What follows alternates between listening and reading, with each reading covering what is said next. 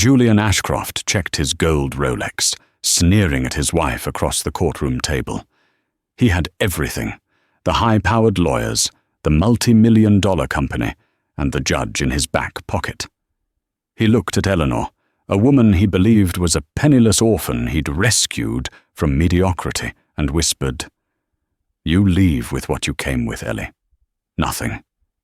He expected her to cry. He expected her to beg. Instead, the heavy oak doors of the courtroom swung open with a thunderous crash. A man in a charcoal suit walked in, silencing the room. Julian froze. He didn't just see a stranger, he saw the man who owned his debt. He saw his wife's brother. The silence in the dining room of the Ashcroft estate was usually peaceful, a testament to the insulation and triple-paned glass that money could buy. Tonight, however, it felt suffocating. Eleanor sat at the end of the long mahogany table, her hands folded neatly in her lap. She wasn't eating. Her husband, Julian Ashcroft, was busy slicing into a rare steak, the screech of his knife against the fine china serving as the only conversation. Julian was a handsome man, in the way a statue is handsome, chiseled, cold, and entirely incapable of warmth. As the CEO of Ashcroft Dynamics, a mid-sized logistics firm in Seattle, he had built a reputation for ruthlessness. Unfortunately, he brought that same management style home. "I spoke to Isabella today," Julian said, not looking up from his plate. Isabella was his corporate counsel, and, as Eleanor strongly suspected, his mistress. Eleanor took a steadying breath. "And? Did you finalize the acquisition of the port warehouse?" Julian finally looked up, his eyes narrowing with a mix of pity and annoyance. "We weren't discussing warehouses, Eleanor. We were discussing us." He reached into his jacket pocket and slid a thick manila envelope across the polished wood. It stopped just inches from Eleanor's untouched wine glass. "It's over, Ellie. I'm filing for divorce." The words hung in the air. Eleanor didn't scream. She didn't flip the table. She just stared at the envelope. "Divorce?" "Julian, we've been married for 4 years. You were just talking about expanding the house last week." "I was talking about expanding my house," Julian corrected, wiping his mouth with a linen napkin. "Look, let's not make this messy. You're a nice girl. You are decorative, useful for the charity galas. But let's be honest, you're a former kindergarten teacher with no family, no connections, and no ambition. Ashcroft Dynamics is entering a new tier. I need a partner who understands that world. Isabella understands that world." Eleanor felt a cold stone settle in her stomach. "So it is Isabella. That's irrelevant," Julian waved his hand dismissively. "What is relevant is the prenuptial agreement. You signed it. You leave with what you brought into the marriage." "I brought my life into this marriage, Julian," Eleanor said softly. "I supported you when the board tried to oust you in 2022. I nursed you through that pneumonia when you wouldn't go to the hospital. I designed the interior of this house, which you claim adds 20% to its value." Julian laughed, a harsh, barking sound. "Domestic labor, Ellie. Easily replaced. The prenup is ironclad. You get your clothes, your personal items, and your old Honda. The house, the cars, the accounts, the investments, they stay with me. I'm being generous by giving you until the end of the week to vacate." Eleanor stood up slowly. She was wearing a simple grey dress, one he often criticized for being too plain. "You're throwing me out? With nothing? Julian, I don't have any family to go to. You know that." "That," Julian said, standing up to pour himself another glass of wine, "sounds like a you problem. Don't fight me on this, Eleanor. My lawyers will bury you under so much paperwork you won't be able to breathe. Just sign the papers. Take the Honda. and go back to wherever you came from." He turned his back to her, dismissing her existence entirely.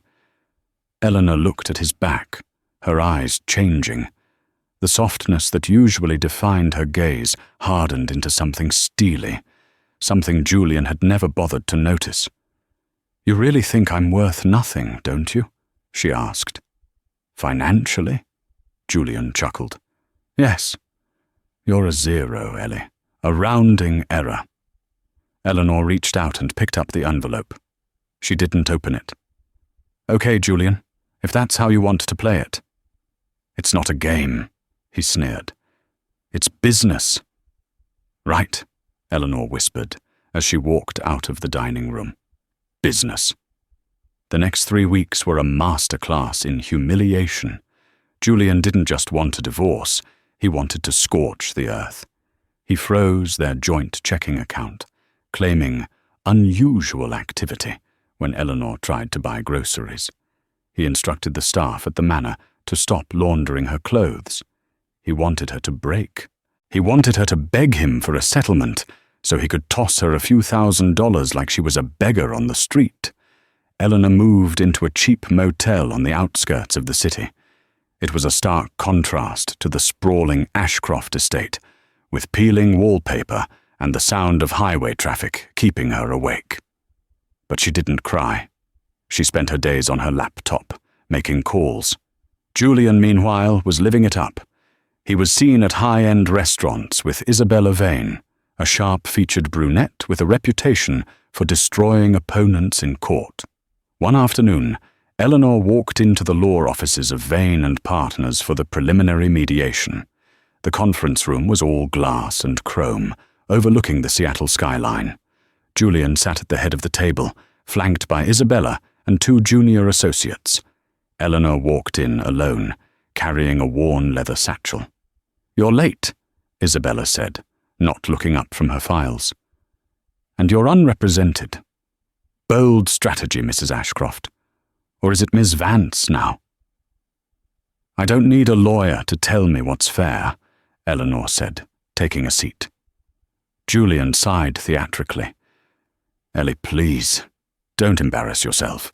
We're offering you a one-time payment of $10,000. That's enough to get an apartment and restart your little teaching career. Sign and we can all go home." "I want half," Eleanor said, calmly. The room went silent. Then Isabella burst out laughing. "Half?" Isabella smirked. "Half of what? The company? The estate? You have no claim. The prenup? The prenup was signed under duress," Eleanor interrupted, her voice steady. "And Julian hid assets, the offshore accounts in the Caymans, the shell company, J Prime Holdings, in Nevada." Julian's face went pale for a split second before flushing red with rage. "You've been snooping through my office?" "I was your wife, Julian. I paid the bills. I organized the files. Did you think I was too stupid to read?" Julian slammed his fist on the table. "You have no proof. And even if you did, I'll drag this out for years. I'll bankrupt you. You can't afford a lawyer who can go toe-to-toe with Isabella. Who are you going to hire? Some strip mall ambulance chaser." Eleanor opened her satchel and pulled out a single sheet of paper. It wasn't a legal document. It was a letter, printed on thick, cream-colored stationery, with a gold-embossed crest at the top. "I don't need to hire anyone, Julian," Eleanor said. "I'm giving you one last chance. Settle this fairly. Give me what is rightfully mine, 50% of the marital assets, and I will walk away. I won't expose the tax fraud. I won't expose the bribes you paid to the zoning commissioner for the warehouse deal."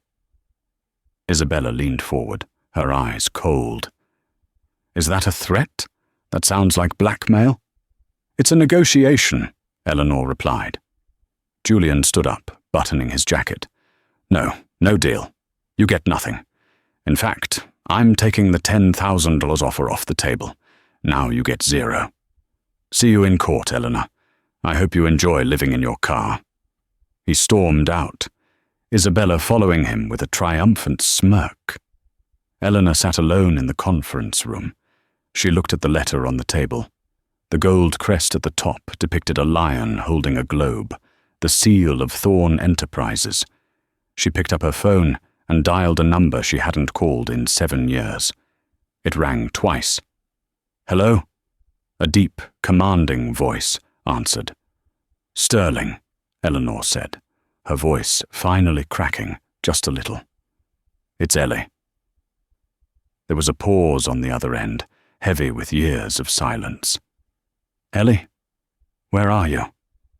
"I'm in Seattle. I made a mistake, Sterling. You were right about him. You were right about everything." "Is he hurting you?"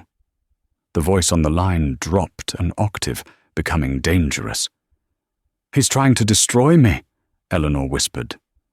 "Stay where you are," the man said. "I'm fueling the jet. I'll be there in 4 hours."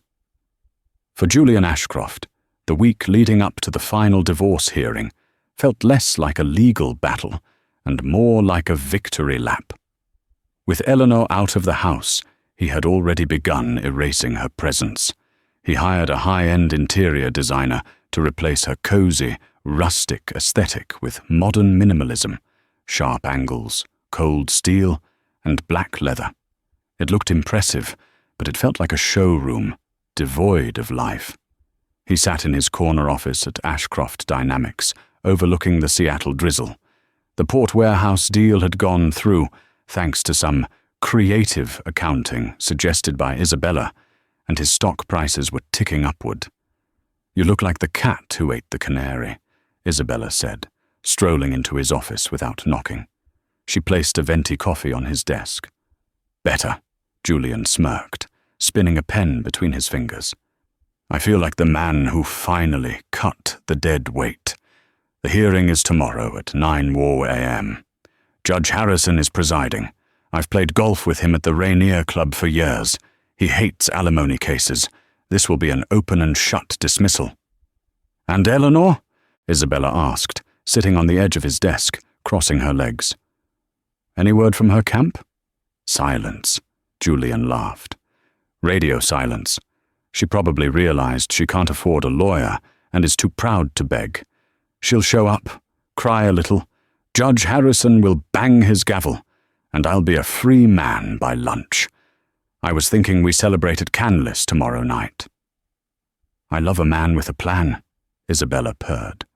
However, beneath Julian's bravado, there were cracks he refused to acknowledge.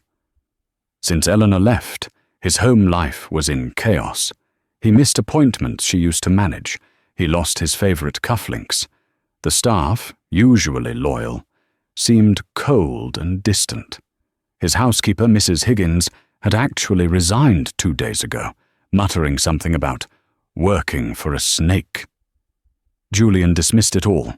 He was Ashcroft. He was untouchable.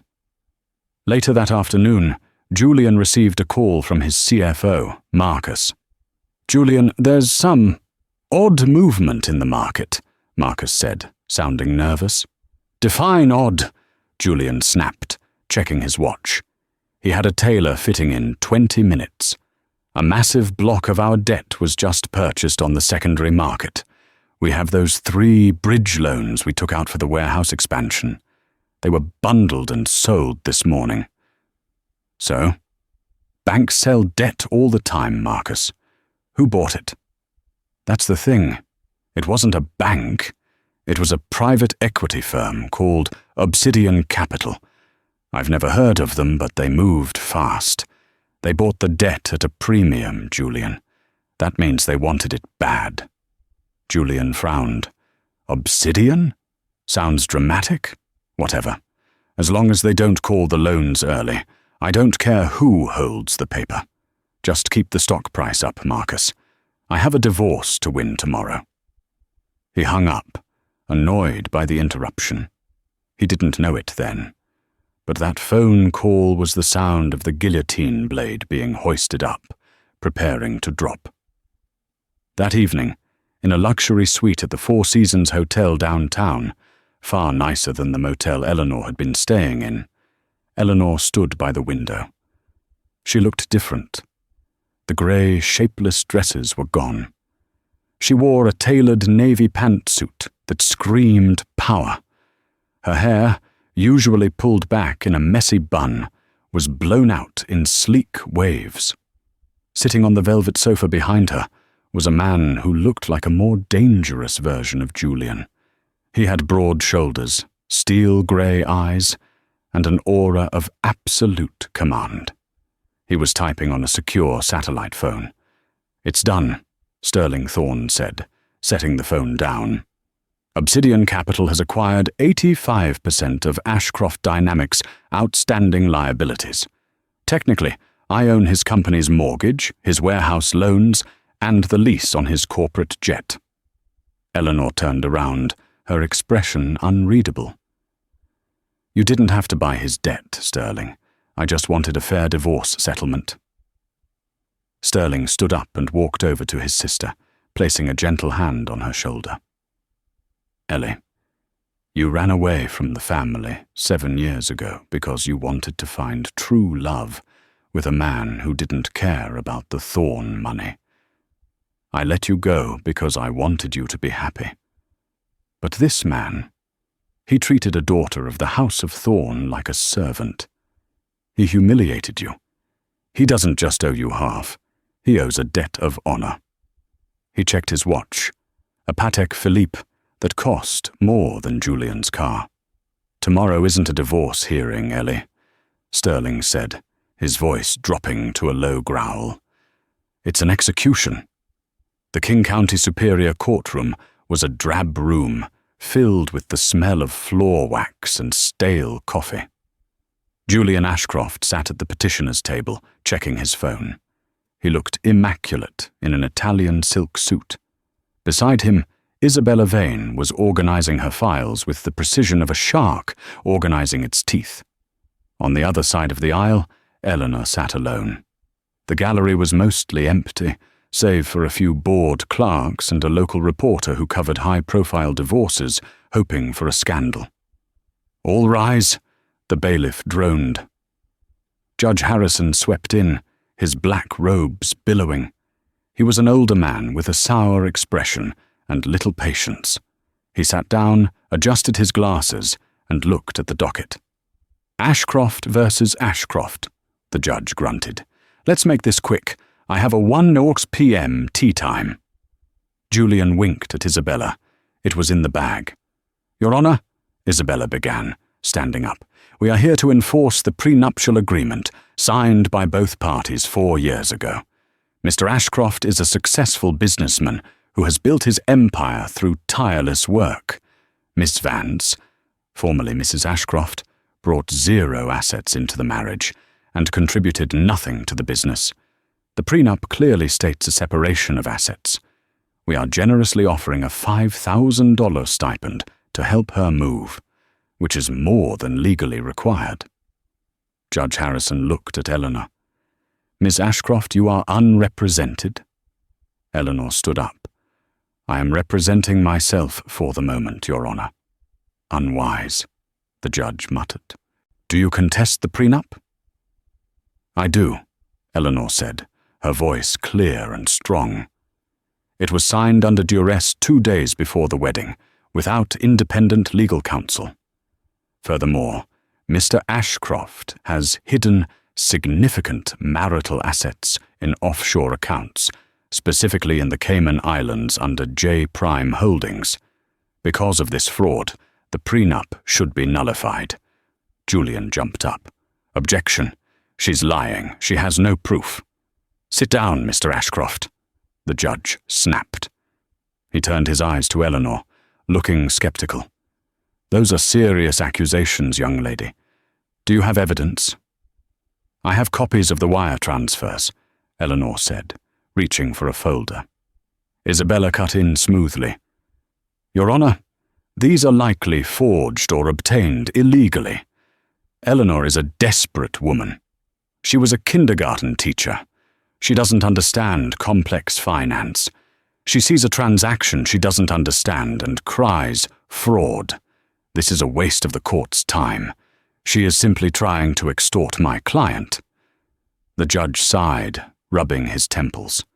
"Miss Ashcroft, unless you have a forensic accountant here to testify, I am inclined to agree with Ms. Vane. The court recognizes the prenup. I am ruling in favor of the petitioner. You will vacate the marital home immediately and receive the $5,000 stipend." Julian smirked. He turned to Eleanor and mouthed, "Bye-bye, Ellie." "Your Honor," Eleanor said, not moving. "I have one more witness." "Witness?" The judge looked annoyed. "You didn't submit a witness list." "He just arrived," Eleanor said, glancing at the double doors at the back of the room. "This is highly irregular," Isabella argued. "I object. We cannot ambush the court with surprise witnesses." "Deny," the judge started to say. Boom! The heavy oak doors of the courtroom didn't just open. They were thrown wide with a force that rattled the windows. Every head in the room turned. Standing in the doorway was a phalanx of 4 men in dark suits. They were massive, wearing earpieces, private security, top tier. They stepped aside, creating a corridor. Through that corridor walked Sterling Thorne. He wore a charcoal 3-piece suit that fit him like armor. His stride was predatory. He didn't look at the judge. He didn't look at Julian. He looked straight at Eleanor. Behind him trailed 3 more men carrying briefcases. "Who is this?" Judge Harrison demanded, banging his gavel. "This is a closed courtroom. You can't just barge in here." Sterling stopped in the middle of the aisle. He slowly turned his head to look at the judge. The air in the room seemed to drop 10 degrees. "I am not just barging in, Harrison," Sterling said, his voice deep and smooth, carrying to every corner of the room without shouting. "I am the legal counsel for Mrs. Eleanor Thorne Ashcroft." Julian laughed nervously. "Who is this clown? Ellie, did you hire an actor?" Sterling finally looked at Julian. It was the look a lion gives a gazelle that doesn't know it's already dead. "Isabella," Julian whispered, nudging his lawyer. "Do something." Isabella, however, had gone completely pale. Her mouth was slightly open. She recognized the man. She recognized the lapel pin he wore, the crest of the Thorne dynasty. "Your Honor," Isabella stammered, her voice trembling. May we have a recess?" "No recess," Sterling commanded. He signaled to one of his aides who marched forward and slammed a thick binder onto the judge's bench. "What is the meaning of this?" the judge sputtered, looking at the binder. "My name is Sterling Thorne," he announced, "CEO of Thorne Enterprises, and that woman you were about to dismiss with $5,000 is my sister, and the sole heiress to the Thorne Trust." The silence that followed was absolute. Julian blinked, his brain trying to process the information. Thorne Enterprises? The global conglomerate. They owned shipping lines, tech firms, real estate empires. And his wife was a Thorne? "That's impossible," Julian stammered, standing up. "Eleanor Vance. Her name is Vance. She's an orphan from Ohio. She told me she had no family." "I used my mother's maiden name," Eleanor said, her voice cutting through the tension. She looked at Julian with pity. "I wanted to be loved for who I was. Julian, not for my checkbook. When we met, I thought you were ambitious and kind. I didn't know the ambition would eat the kindness." "Your Honor," Sterling continued, ignoring Julian's outburst, "the binder in front of you contains not only proof of Mr. Ashcroft's offshore tax evasion, which my forensic team uncovered in less than 12 hours, but also the deed to the property known as Ashcroft Manor." "Excuse me," Julian shouted. "I own that house. I built it." "Actually," Sterling said calmly, "you built it on land, leveraged against a loan from First City Bank, a bank that Thorne Enterprises acquired 3 years ago. You defaulted on the covenants of that loan when you used company funds for personal use, specifically purchasing a diamond bracelet for Miss Vane last month. Sterling gestured to the large screen on the wall used for evidence. One of his aides pressed a button. A receipt flashed up. A Cartier bracelet. $45,000, purchased with the Ashcroft Dynamics corporate card. Isabella gasped and instinctively covered her wrist, where the bracelet currently sat. Fraud, Sterling said. Embezzlement and breach of contract. Julian fell back into his chair. His legs wouldn't hold him. Now, Sterling said, walking toward the petitioner's table. He placed his hands on the wood and leaned in close to Julian. Here is how this is going to go. You wanted a divorce? You've got one. But we are countersuing for emotional distress, fraud, and mismanagement of marital assets. You can't do this, Julian whispered. I have connections. Your connections work for me, Sterling said coldly. He glanced at the judge. Isn't that right, Harrison? I believe your re-election campaign received a generous donation from a PC funded by my subsidiaries. The judge swallowed hard, sweat beading on his forehead. Mr. Thorne, this court is strictly impartial. However, this new evidence regarding the, financial irregularities is compelling. Julian, Eleanor spoke up. She hadn't moved from her spot. I don't want your money. Julian looked at her, hope flickering in his eyes. You don't? No, Eleanor said. I have plenty of my own. My trust fund generates more in a month than your company makes in a year. I don't want your house. I don't want your cars. Then what do you want? Julian asked. Eleanor smiled, but it didn't reach her eyes. I want you to admit it. On the record. Admit you married me because you thought I was weak. Admit you tried to cheat me because you thought I was helpless. Julian looked around the room. The reporter was typing furiously. The judge was glaring at him. Sterling was looming over him like the Grim Reaper. Julian choked. I thought you were nobody. And that, Sterling interrupted, was your fatal error. Sterling straightened up and buttoned his jacket. We are seizing control of Ashcroft Dynamics effective immediately to recoup the debts owed to Obsidian Capital. The board has already been notified. They voted to remove you as CEO 10 minutes ago. Julian's phone buzzed on the table. He looked down. A notification from the Wall Street Journal. Ashcroft Dynamics ousts founder amidst fraud allegations. Stock plummets. You're ruined, Julian, Eleanor said softly. You did it to yourself. Miss Vane, Sterling said, turning his gaze to the lawyer. My team is currently filing a complaint with the Bar Association regarding your complicity in hiding assets. I suggest you find a very good lawyer, though I doubt you'll find one who wants to go up against us. Isabella grabbed her briefcase and bolted from the room without a word, leaving Julian alone. Judge, Sterling said, my sister would like to grant the divorce. She waives all rights to alimony. She waives all rights to the Ashcroft assets, what little is left of them. Judge Harrison banged the gavel so hard it almost cracked. Divorce granted. Assets remain with Mr. Ashcroft, pending the, corporate insolvency proceedings. Court adjourned. The judge practically ran out of the room. Julian sat in the empty courtroom, the silence deafening.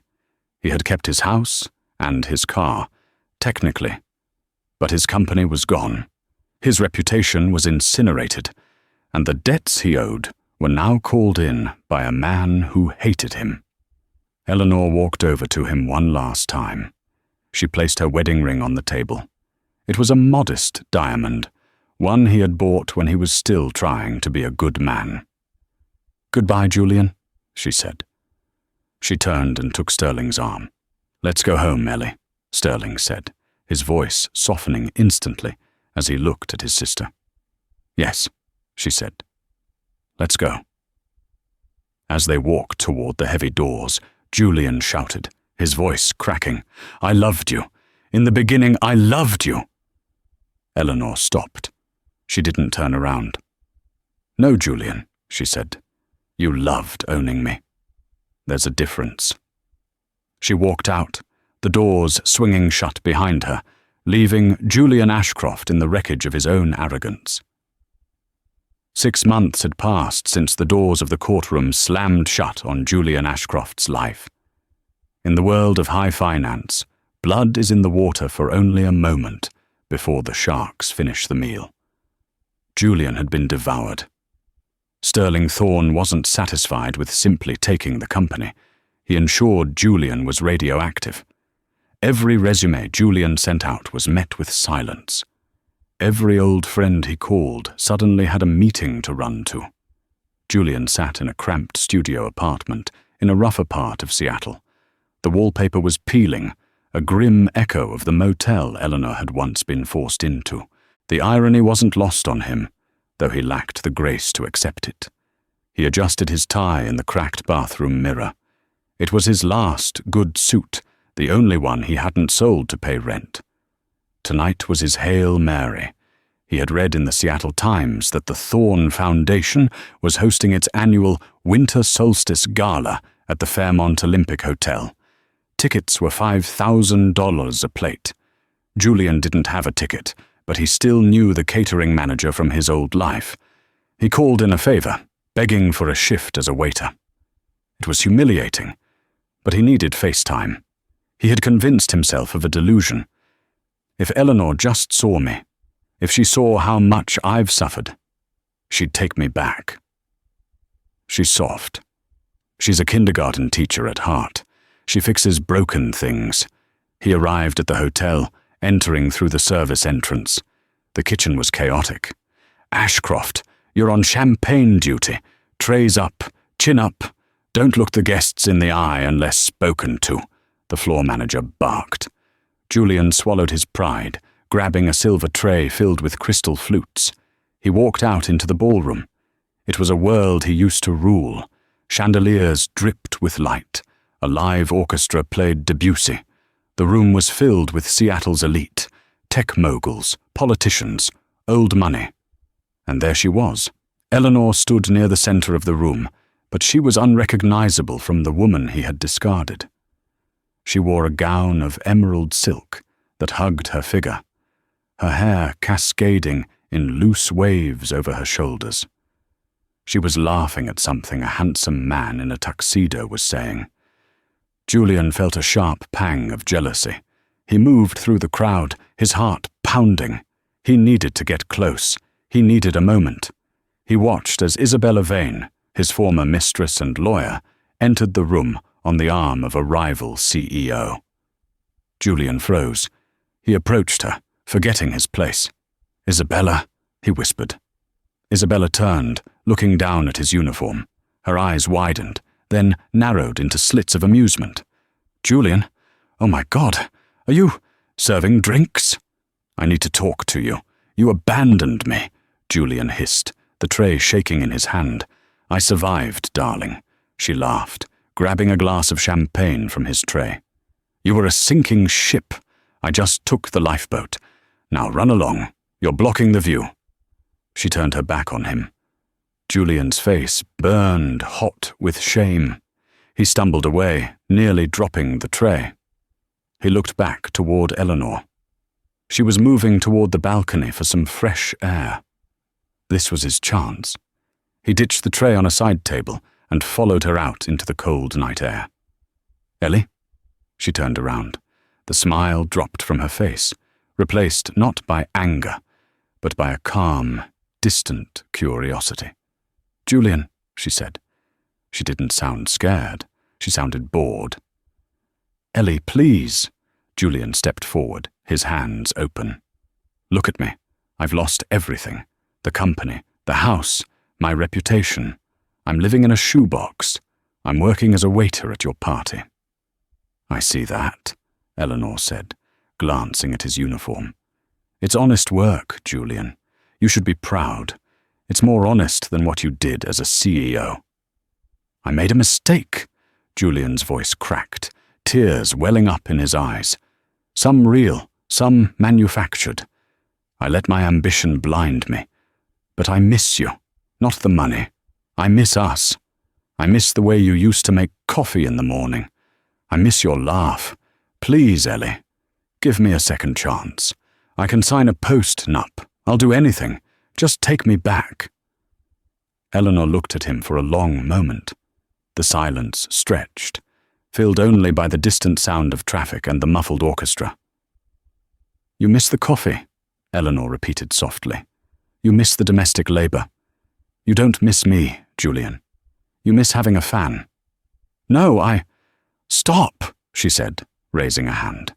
You think you're being punished because I'm angry. You think Sterling destroyed you out of spite. But you did this. You built your house on sand, Julian.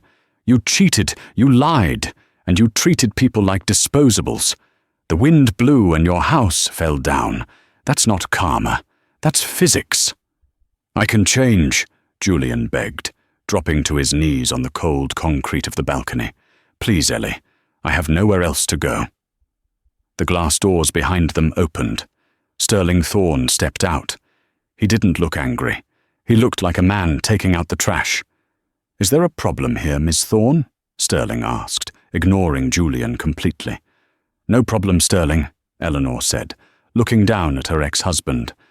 Just a ghost from the past. Security is on the way, Sterling noted dryly. Julian scrambled to his feet. You can't do this. I was someone in this city. Keyword. Was, Sterling said. Eleanor reached into her clutch. Julian thought for a second she might pull out a checkbook. Instead, she pulled out a small, folded piece of paper. I actually have something for you, Julian, she said. I was going to mail it, but this saves a stamp. She handed it to him. What is this? Julian asked, his hands trembling. Open it, she said. Julian unfolded the paper. It was a flyer, a grand opening announcement. The Eleanor Vance Center for Early Childhood Development. Location, 1400 Skyline Drive. Julian gasped. 1400 Skyline Drive was the address of Ashcroft Manor. His dream house. You bought my house, Julian whispered. I bought the bank-owned foreclosure, Eleanor corrected. We gutted it. That cold, modern interior you loved. It's gone. It's full of colors now, Julian. It's full of laughing children who have nowhere else to go. We turned the wine cellar into a library. Your office is now the art room. She stepped closer, her voice soft but lethal.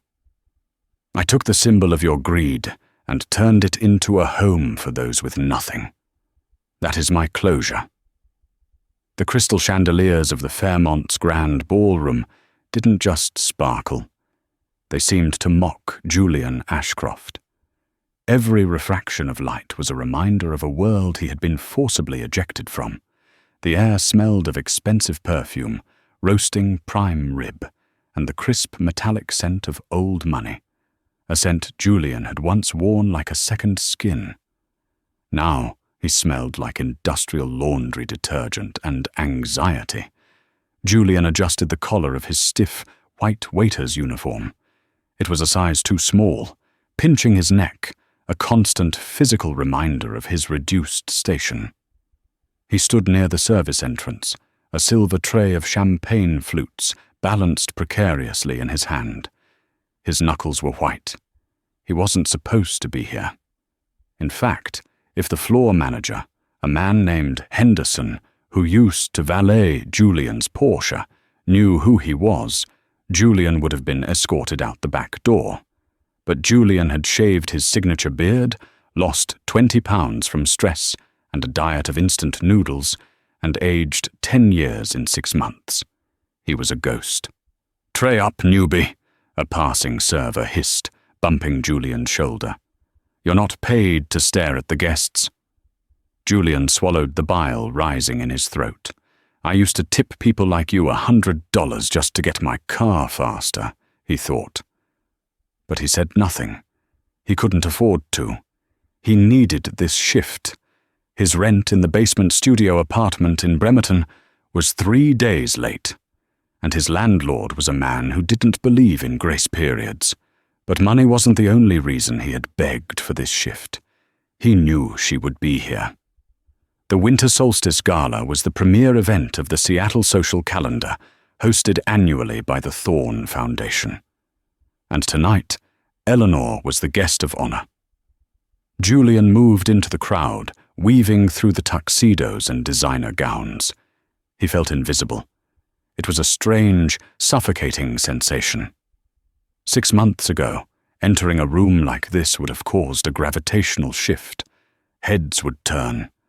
Men would approach him to talk about shipping yields. Women would look at him with hungry eyes. Now they looked through him. He was furniture. He was a delivery mechanism for alcohol.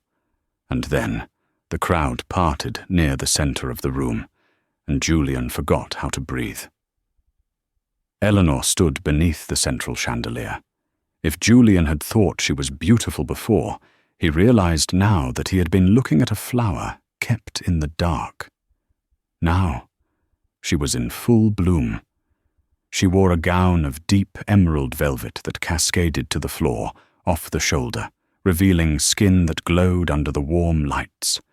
Around her neck was a simple diamond pendant, far smaller than the gaudy jewelry Julian used to force her to wear.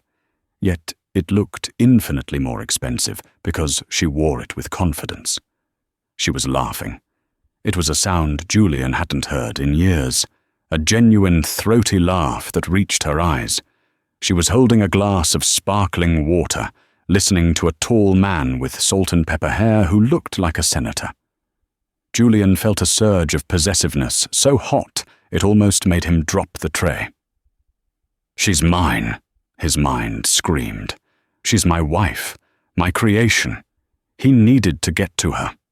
He had convinced himself of a narrative that played on a loop in his lonely apartment. Eleanor is confused. Her brother forced her into this. She's a simple girl at heart. She hates this glitz. If I can just look her in the eye, if I can just remind her of the Sunday mornings we used to spend reading the paper, she'll crack. She'll save me. He moved closer, his heart hammering against his ribs. "Champagne, sir?" he muttered to a guest, stepping around him to get closer to the inner circle. He was 10 feet away when he saw Isabella Vane. His former mistress and lawyer looked sharp as ever in a red dress that looked like a wound. She was hanging on to the arm of Marcus, Julian's former CFO, the man who had betrayed him to the board. They were clinking glasses, smiling like sharks. Julian froze. The betrayal tasted like copper in his mouth. Isabella turned, her eyes scanning the room for the next person to charm. Her gaze landed on the waiter. She paused. Her eyes narrowed. Recognition dawned, followed immediately by a look of pure, unadulterated amusement. She leaned in and whispered something to Marcus. Marcus looked at Julian, smirked, and shook his head. They didn't even come over to gloat. That was the ultimate insult. He wasn't even worth mocking anymore. Julian turned away, his face burning. He looked back at Eleanor. She was excusing herself from the group, moving toward the French doors that led to the terrace. "Now." Julian ditched his tray on a side table, ignoring the crash of a glass tipping over. He smoothed his hair and followed her. The night air was crisp, carrying the scent of rain and pine. The terrace was empty, save for Eleanor, who was leaning against the stone balustrade, looking out at the city lights of Seattle. She didn't turn around when the door opened. "It's a beautiful view," Julian said, his voice trembling slightly. He tried to summon the commanding baritone he used to use in boardrooms, but it came out thin and desperate. Eleanor stiffened. She didn't gasp. She didn't run. She simply turned around slowly, placing her glass on the stone railing. "Hello, Julian," she said. Her voice was calm, unnervingly calm. "You knew it was me?" he asked, stepping closer. "I smelled your cologne. she said dryly. Sandalwood and desperation. You never did know when to change scents. I wanted to see you, Ellie. Don't call me that, she said. It wasn't a shout. It was a correction, like a teacher speaking to a slow child. That was the name you gave your pet. My name is Eleanor. Eleanor, Julian corrected, taking another step. He opened his arms, a gesture meant to be welcoming, but in his ill-fitting waiter's uniform, he just looked like he was begging for a tip. Look at me. Look at what they did to me. Eleanor looked him up and down. Her gaze was clinical. I see you're working. That's good, Julian. Honest labor builds character. Isn't that what you used to tell the warehouse workers when you cut their overtime? Julian winced. I've lost everything. The company is gone. Sterling gutted it, sold off the assets, and absorbed the logistics contracts. I have nothing. I'm living in a basement in Bremerton. I take the ferry every morning at 4 a.m. just to scrub dishes or serve drinks to people I used to employ. He fell to his knees. The damp concrete soaked instantly into his cheap trousers. I'm sorry, he choked out. I'm so sorry, Eleanor. I was blind. I was arrogant. But I've paid for it. Haven't I paid enough? I miss you. I miss the house. I miss us. Eleanor watched him kneel. She took a sip of her water. You miss the house, she repeated. Interesting order of priorities. You miss the house, then you miss us. I built that house for you, Julian lied, the tears flowing freely now. Every brick was a testament to my love. You built that house to impress your father's ghost, Eleanor said. I was just the prop you placed in the living room to make it look lived in. No, that's not true. Please just take me back. We can start over. I have ideas, Eleanor. I have business plans. If I just had a little capital, a small loan from your trust, I could rebuild. We could be a power couple. The way we were meant to be. Eleanor sighed. It was a sound of profound exhaustion. Get up, Julian. You're embarrassing yourself. Not until you forgive me. I forgave you months ago, she said. Julian's head snapped up, hope flooding his face. You did? Yes. Holding on to hate is like drinking poison and expecting the other person to die. I let the hate go. Now I feel nothing when I look at you.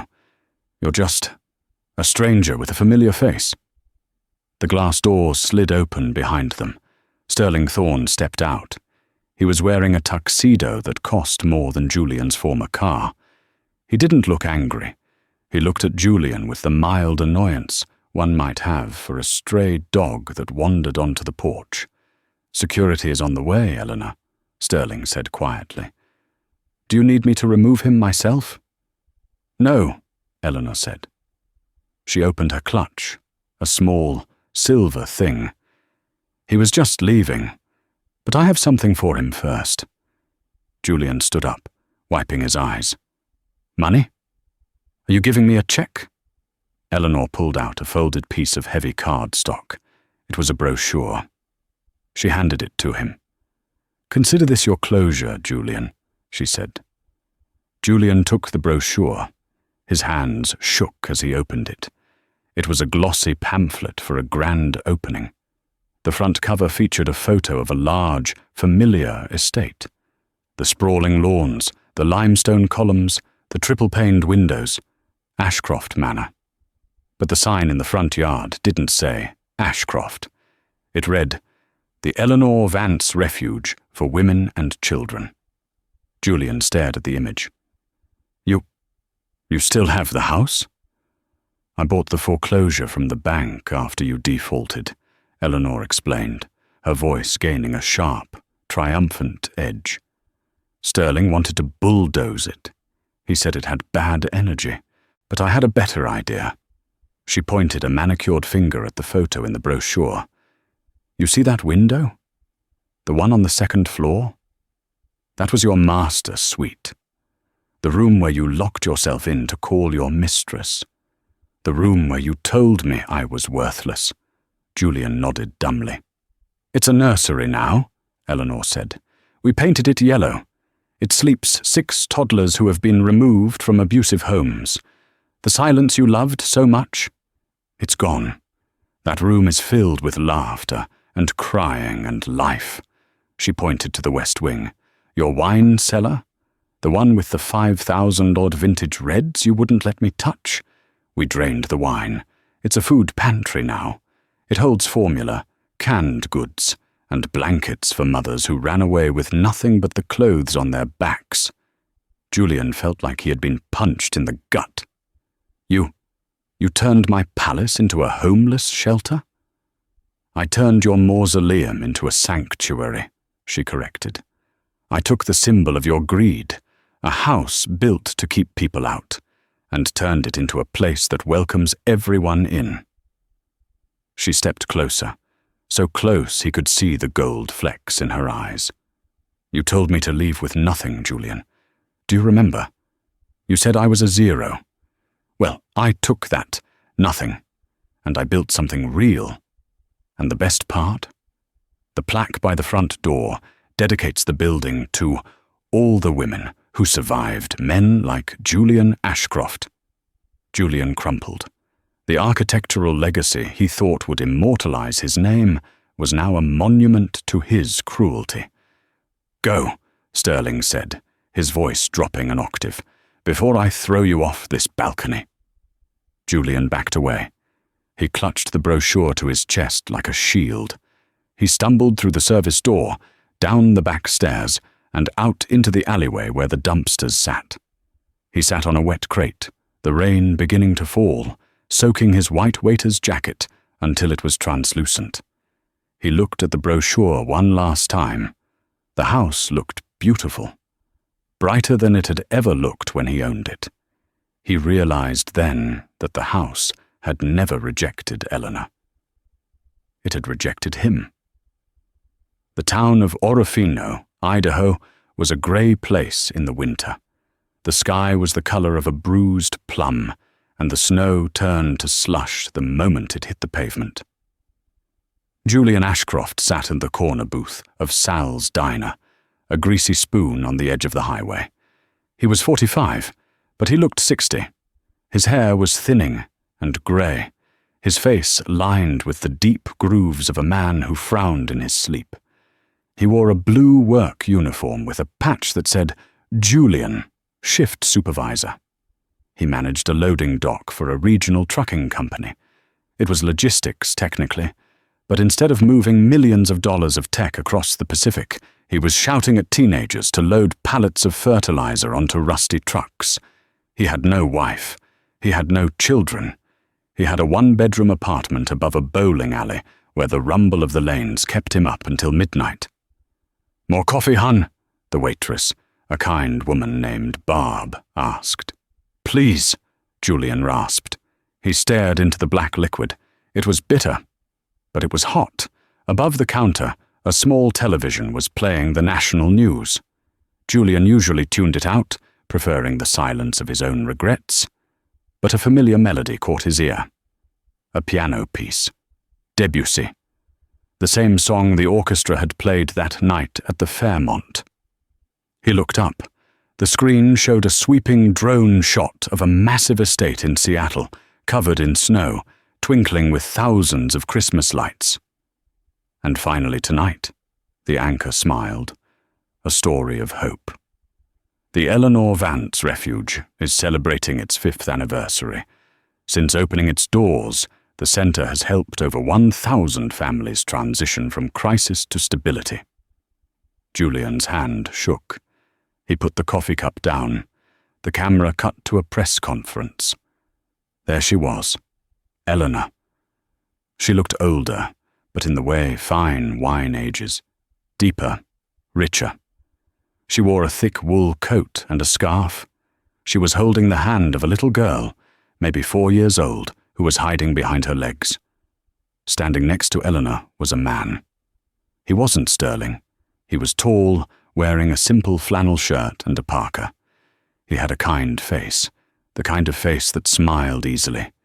He had his arm around Eleanor's waist, a gesture of easy, comfortable protection.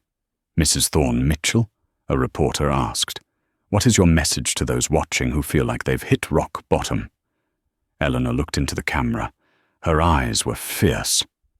"Rock bottom is just a foundation," she said.